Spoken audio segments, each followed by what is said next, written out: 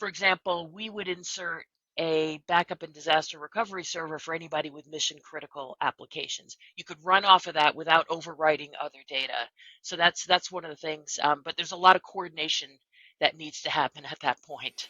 Data security is an essential part of keeping your company safe. Joining me today is Ann Westerheim, CEO of Ikaru in the greater Boston area, and she's going to share exactly what you need to do to keep your company safe, especially with all of the data that you keep, including your own data and your clients' data. Ann, welcome.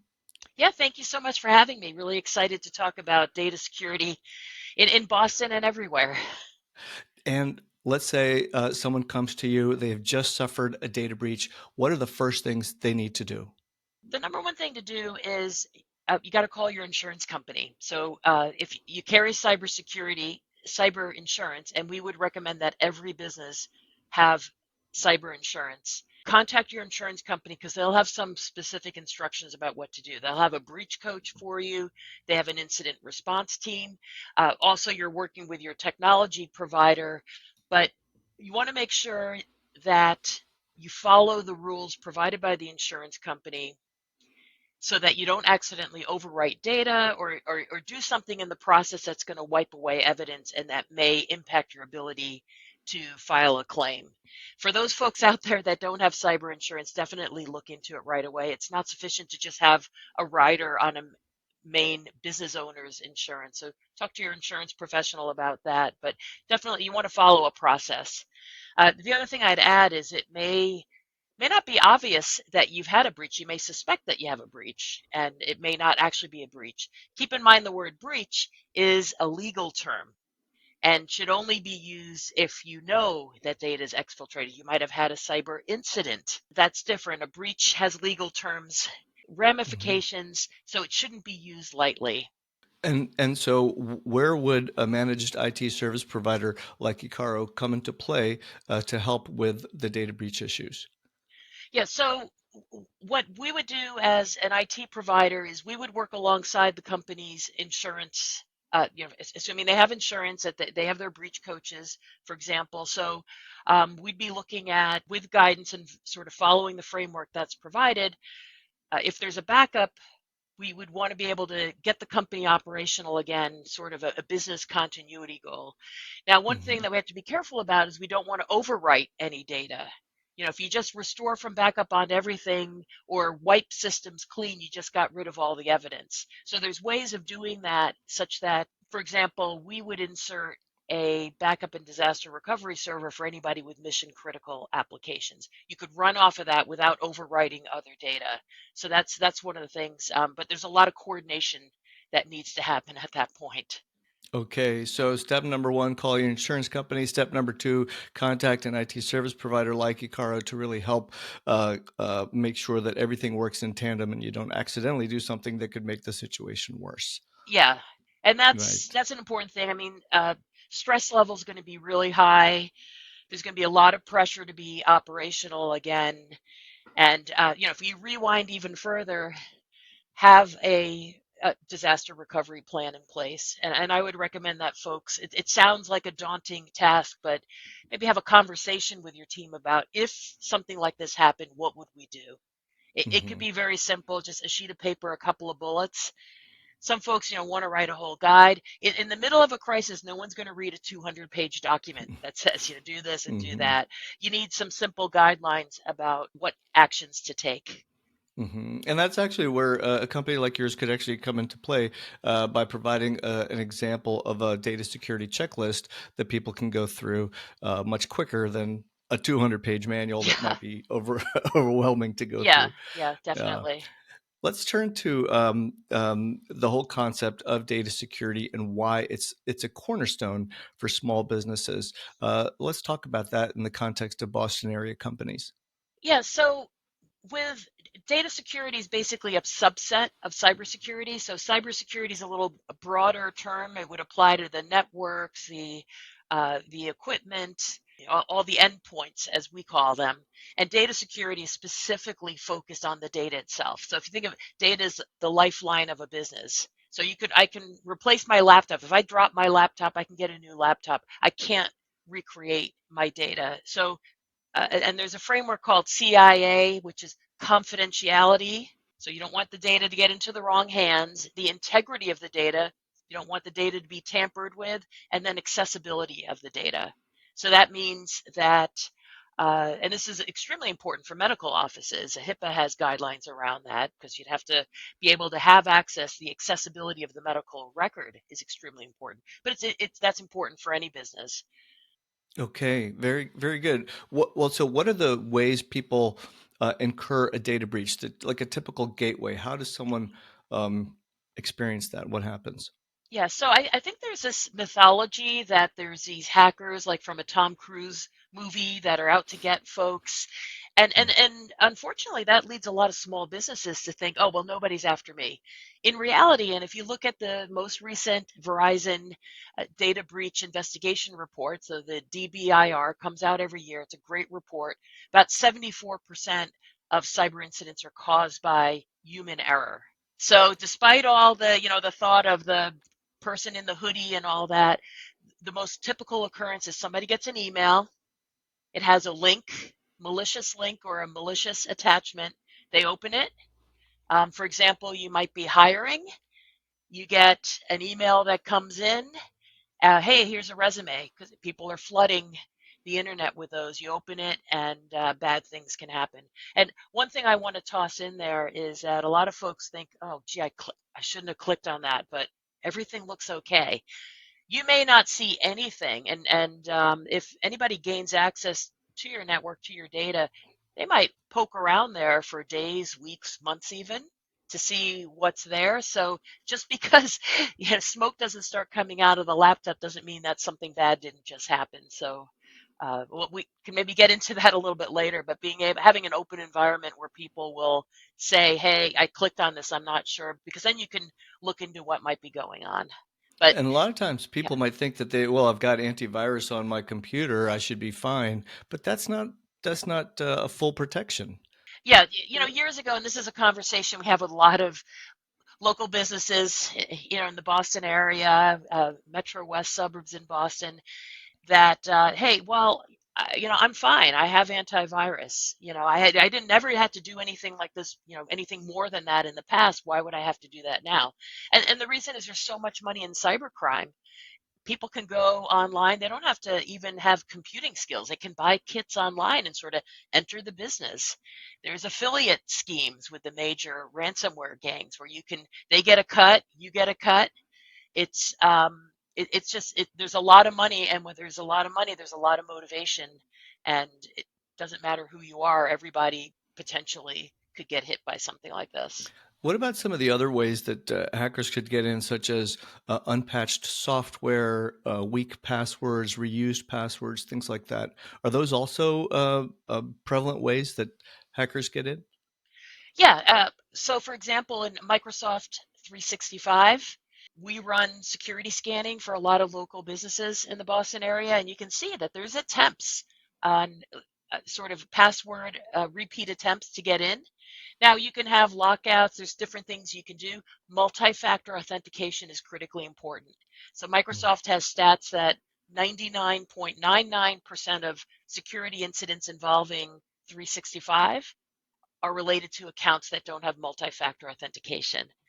And Hmm. I was just speaking to a local accountant actually here in Westford, Massachusetts, who said, well, I don't want multi-factor authentication because I don't want to have to enter a code every single time I read an email or send an email. I said, that's not how it works. Once you authenticate yourself, as long as you don't travel to someplace really far away, you're not going to have to authenticate again for a long time. So it's not on every email. I think people have this idea that it's going to be really intrusive. It's not, and it literally wipes away a giant part of your risk. So strong passwords, multi-factor authentication, keeping security patches up to date, also critically important. Those are some really good tips for data security, especially when you mentioned that it's not as cumbersome as people might think it is, and that there's a myth that every time you have to access your data, you have to go through this process, and you don't actually. So that's good to know, Yeah. and it's a great way to have data loss prevention um, without a significant troublesome extra steps. Yeah, there's a lot of smart and affordable things to do, and I think that a lot of local small businesses will either have the idea, I didn't have to do this in the past, why do I have to do this now? Or they think, Mm. I don't even want to think about it. That's got to be so expensive. If a Fortune 500 company can get breached, then wow, they have millions of dollars. I can't protect against that. And a lot of the things that can be done are very just smart and affordable, limiting administration rights to systems. Also, even folks talk about zero trust. I mean, that's something that we've rolled out to a lot of businesses where basically you say, these are the applications that are allowed to run on a system. Nothing else can run. So basically, ransomware can't run. Nothing else can run, Hmm. and it's a great way of keeping stuff out. It's like the price of a latte a month. It's not very expensive. That's a really good. That's thanks for explaining what zero trust is, because I think that's also it's a term people hear, but they don't understand what it actually means, and so that's good clarification on that. And it kind of goes to a larger point about a full data security framework. So, how can a business owner review their current ID setup to identify where the weaknesses are? I think running a risk assessment. That's something that we do with local businesses. You just go through what are the systems you have. Inventory is extremely important. Sounds like such a simple thing, but what computers do you have? What applications do you run? Also, what cloud applications do you run? So a lot of times there's this concept of shadow IT, where somebody may say, "Hey, I'm a go-getter. I work extra hours. I need to have access to these files at home." They put them on a Dropbox account that's just controlled by them. That's a giant security risk. All of a sudden, your company files are just out there in an account that you don't have any control of. So, inventory, that's a starting point of the NIST cybersecurity framework. It's a starting point of the Center for Internet Security Controls. Sounds so simple, but when you start thinking, gee, what happens when somebody they bring in a laptop from home, plug it into the network, and it's got no protection on it, it's already infected. It can infect the rest of the system. So, Mm-hmm. uh, and folks, working with a company like Ikaru, will do risk assessments with folks. The other thing is vulnerability scanning. Insurance companies are looking for this now. They want to see ongoing vulnerability scanning. And these are automated tools to say, for example, you may know systems need to be patched. How do you know that Sally's laptop, off in the corner, she works part time? Is that one completely patched? You know, by running vulnerability assessments, you can get those answers back and then manage against the highest priority vulnerabilities. Those are all parts of a good data security services package, and I know that Ikaru offers that. Let's turn now to creating a data security plan. What are some of the steps that you would put into a full data security plan when a business comes to you so that they know that they can sleep easily at night?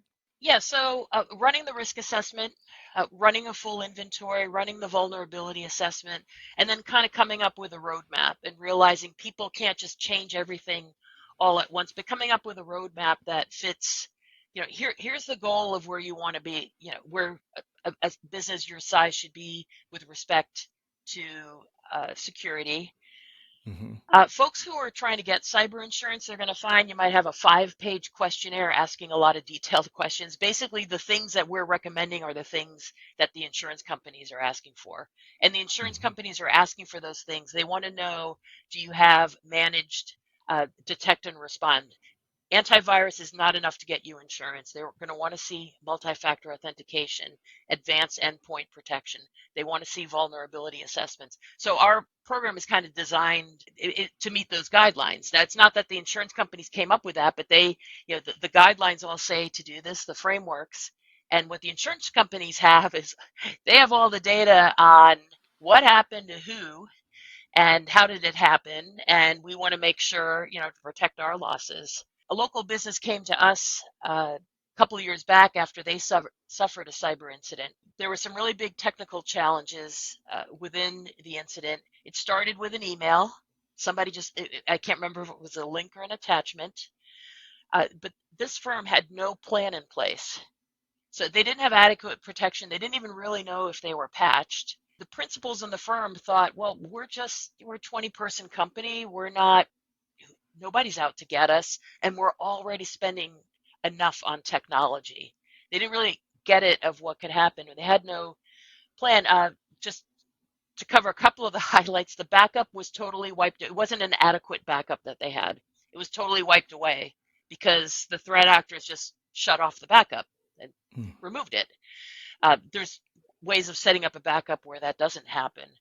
And they didn't have any plans. So employees were kind of wondering, there was no communication plan. Principals in the organization were very focused on making sure they could keep the top clients because they couldn't operate. The company would have been completely out of business were it not for cyber insurance that covered a lot of the losses. They were still out a lot of money, but that was the buffer that kept them in business. And employees were coming up to the IT contact at site saying, should I be getting my resume ready? What's happening here? So having a plan is critically important because part of that is how do you communicate with the outside world? What if somebody posts on their Facebook page, like, oh, yeah, not working today. Our company just had a breach. Yeah, that would be devastating. So, what are the rules around communication internally, externally? Do you have a point person? It, there's a lot that goes into it, but a lot of it's also common sense. And it's just very stressful when you're faced with the company might not exist in a few days to then go think, in a very methodical way. But if you have that kind of game plan ahead of time, it saves a lot of grief. Those are some fantastic points and pretty scary. I mean, you could be the lead actor in your own horror story if you don't have everything set up properly.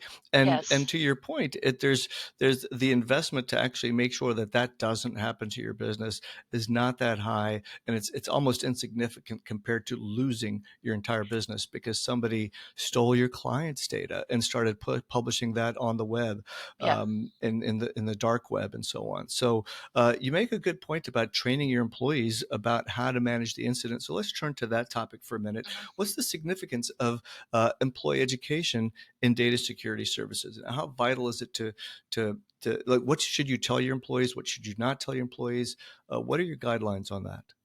Yeah. Well, having a cyber awareness program in your company, it's required by the Massachusetts data security law. It's required by HIPAA. Basically, all regulations require it. They require it for a reason. Insurance companies require it. And uh, because it gets back to that statistic that we see over and over again. For example, in the Verizon data breach investigation report, 74% of cyber incidents are caused by a human error. Now, that could be a misconfiguration, that could be clicking on a link. So, letting people know that everybody plays a vital role in keeping a company secure. It's not the IT department or one technical person or it's Microsoft's responsibility. It's everyone's responsibility. And then folks are, for example, told don't click on a suspicious email. Well, if you work in accounts payable and you get an email that says here's your invoice, is that a suspicious email? Or if you're hiring people and you get here's a resume, because you just went on all the different boards and your resumes are coming in. Getting people to think one step further. There was a case recently where someplace in the Far East where somebody wired $25 million. He was asked to wire this money. He's very suspicious. So he said, oh no, I'm not falling for that one. So then the boss said, let's get on a Zoom call and we'll just go over it. So it was the boss. Now these are deep fakes. So the AI is here. Deep fakes, anybody can make an avatar. So they made, with voice cloning and video cloning, they made an avatar of the boss. And so then, seeing is believing. So he was on the Zoom call. Okay, well, there's my boss. My boss just told me to do this. And he went ahead and did it. So what is suspicious anymore, right? Wow. Wow. It's not just AI fakes for celebrities. It could be used for espionage. It could be used for theft, as you described. Yeah, Pretty yeah. scary times. So there's a lot to do. And I think it's pretty vital that companies kind of get get their traction in place for data security, and to contact the data security services like a company like Ikaru can really help move that ball forward pretty fast. Yeah. Um, what's the best way for companies to start an engagement with you, and what would you do when they reach out to you? What are the first steps that you go through with them? Yeah, so typically I'm active on LinkedIn, Ann Westerholm on LinkedIn. Our website's ekaru, ekaru.com. Reach out to us there. Typically we'll have a conversation to just an initial quick conversation to see, if there's a match to what the needs are, what we could potentially provide. And then, we work with folks, we'll do a full assessment. We do the vulnerability scans. Typically when we start working with somebody, we install a lot of technology to give back a lot of data so we have a full comprehensive picture of the program. And I would say that, think about there's no such thing as 100% security. And if you look at the cost of an employee, putting in a responsible level of security is a tiny fraction of what you would pay an employee. So, kind of reframing how you think about that is really important. But we love what we do. We love technology. We love security. We're big believers that everybody needs to participate in this conversation. And it's the folks at the other end of that computer looking at that email or the website. We got a call over the weekend. Somebody got a pop up that said their computer was infected, and they could quickly eliminate it, but he could call this number to get it fixed. He knew, and we love getting those questions because that saved an enormous amount of headache and nightmare for them. So, yeah, I'd love to have a conversation with folks about security, technology, anytime. Very good. Those are great takeaways in this conversation, and strongly encourage companies listening to just take that first step to make sure that you're secure. Thanks again. All right, thank you.